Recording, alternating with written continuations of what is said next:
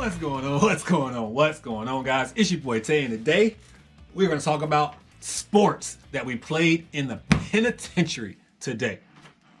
Welcome to the channel. My name is Dante. I did 8 years, 9 months in prison, and now I am home, and it feels so good, baby. But today we're going to talk about some sports that we played while we were locked up. When you're locked up, they have to give you some kind of entertainment because they don't want you to go too crazy, even though they're not doing any real rehabilitation while people are locked up. They're just letting people survive, like literally throw you in a cell, survive, whatever. If you survive, just survive, and that's rehabilitation to them. But what I learned was you got to keep your mind moving. You know what I'm saying? You got to get into business, you got to get into self, and you got to get into fitness. You just got to do exactly what you can to keep your mind constantly on the go and not thinking about missing home, because that's a lot of prison too, missing home. But while you're back there, they sometimes give you the opportunity to let loose, and they bring in different sports for you guys to sign up and actually play. They have leagues. Yes, when I say leagues, I'm talking about it's like the NBA back there. They have people who should really be in the NBA. You got to think, you have college basketball players who have been in college and they've played but got in trouble, and then they come get locked up. So obviously you have some skilled players back there, and that goes in every single sport. Football players in college, baseball players in college, basketball players, and everything goes down the line. So with that being said, to my surprise, they offered sports programs for people while they are locked up. And I'm talking about like on some of the most dangerous yards ever. On one of the most dangerous yards I've ever been on was probably Lieber Correctional Institution, which is a level 3 yard, maximum security prison, have death row inmates and all that other good stuff. One of the wildest yards in South Carolina. And while I was there, they offered baseball, softball, because they're not going to be letting you throw a ball really hard at somebody. You got to fling at somebody because you can't be taking out the people. But yeah, they offered softball, which required you to use actual bats, which is surprising. They're letting inmates run around with bats in prison. Obviously, you can't touch them unless you're on the field or you're about to play. But the fact that they just let people on the sidelines play with bats, practice and all that good stuff, and an inmate don't run to another inmate and bash their brains out blows my mind, because enemies be playing and they in the game they just having a good time. But I also think it's because they know, like, if you bash somebody's brain in with the bat, you'll never see a baseball bat again. So they kind of think about all the other inmates in the same respect.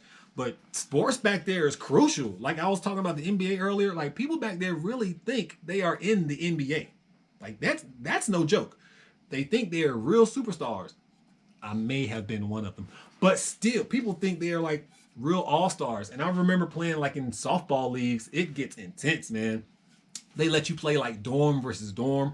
I'm talking about it gets real intense. And don't be somebody out there who can't play. You're gonna get trolled. You might even get beat up in the bathroom if you can't play, because you ain't gonna cost us no loss. It gets crucial back there in them streets, them penitentiary streets. But then also they did try flag football one year.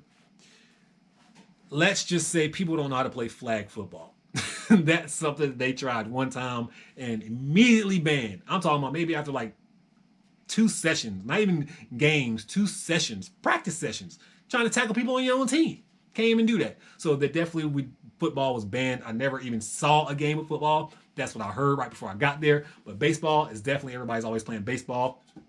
I may or may not have coached a team of baseball and also played, because I used to claim to be somewhat of a good baseball player. I always think I'm a good baseball player, but it is what it is. So I coached a few teams back there.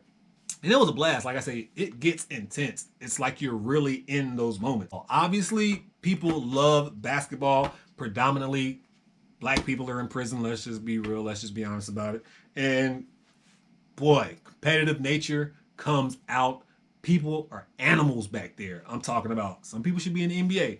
And I'm not going to lie, I will state my claim to fame. I won a championship while I was locked up. I also coached a championship while I was locked up. I was also defensive player of the year while I was locked up. I mean, not to toot my own horn or nothing like that, but your boy was, I love playing defense, I guess. I mean, a lot of people love being offensive and shooting, always making basket, but you always needed that person to get on the court to stop the other team's best player, and that would try to be me. I would always try to guard the best player on the opposite team or the second best player and You know, if you was the second best player, I'm shutting you down. But you can never ever stop the best player. Like, you can make it difficult for them, but you can never ever stop somebody's best player. But your boy was the block master. You know, I didn't even know I can dunk till I went to prison. Not even gonna lie. Not even gonna lie. That's when I was dunking.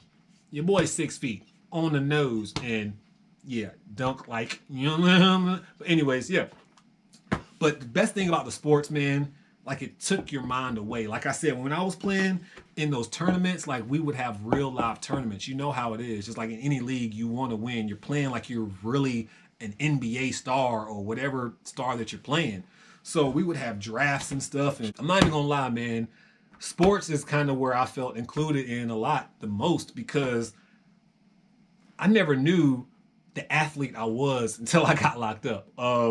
You know, I knew I could play baseball. I'll shoot around a little bit playing basketball, but I would never call myself a basketball player or athletic playing football and all these other great sports. But basketball, if your boy would have played basketball a little earlier, I might have been in the G League. You know what I'm saying? So with that being said, just had so much fun, you know, being picked and chosen on people's teams, not being dead last, you know, it's crazy, man. The world of sports, how that opened up to me while I was locked up, and just being able to be included. And luckily they allowed us to have sports and camaraderie with other guys, because this is an integral part of survival while you're back there, you know. It's a stress reliever, you know. It can also cause stress, don't get me wrong, but a lot of guys back there, we used it for the good, you know. You can go out there, you go on a court, play basketball in a game, you can have beef with somebody because of something happened on the court, but when you come back in the dorm, that stuff stayed on the court for the most part. Every once in a while, it may have trickled in the bathroom and people got into a fight over it, but that's if you're like real disrespectful. But a lot of people know basketball is a game, it's competitive, and you want to win no matter where you're at. And we're talking about people playing on concrete. Like, we played on concrete 365 days out of the year. If the doors was open outside and the rec was open, guys was outside playing basketball. And when NBA players complain about playing 82 games on a hardwood floor and taking all these breaks nowadays, I always tell people, like, yo, I know people in the penitentiary who play on concrete every single day, hours and hours on end. They play more than an NBA game on hardwood floor, in Bobo shoes, with no kind of great foot support. So when NBA players complain and they make millions, I just don't get it. I really don't get it. Even though I know we're not NBA players, but they play like they are sometimes. But sports in penitentiary was great. Of course, there was no golfing teams or no equestrian teams or anything like that. It was mainly just basketball, baseball. Football was a little bit We used to make our own footballs though and go out there and just play toss and catch and all that kind of stuff. There was frisbees out there, and also they had that ring toss game. What's it called? Horse toss? I don't even know what it's called. Horseshoes, I think that's what it's called, horseshoes. So those were like the main games that people played. They did have like little workout areas. Everybody always worked out. Everybody was always walking around. They usually have tracks on certain yards that you can go to. But that's pretty much all like the sports. Oh, besides, I almost forgot about one of the most popular sports, handball. Handball in the penitentiary is crazy. Yeah, I bet if they took the best person who played handball in prison, if they got everybody in prison and had a handball competition and took the best person out of the prison to play handball and put them up against like whoever the Olympian is for handball, because handball is an Olympic sport, the prison person would keep up, if not beat, the person who's supposed to be the best in the world. Handball machines back there in prison, I'm telling you.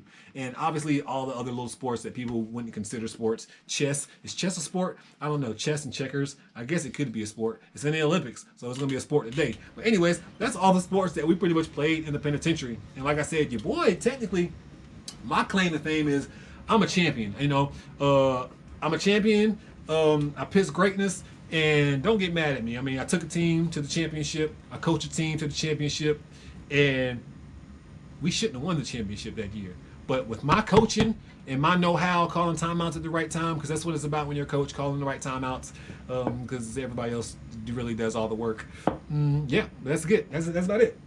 But yeah, hope you guys enjoyed this video. Just some more insight about what goes on in the penitentiary. You know I'm going to ask you right now to make sure that you bless somebody today, because I promise you I'm going to bless somebody tomorrow. At this point in time,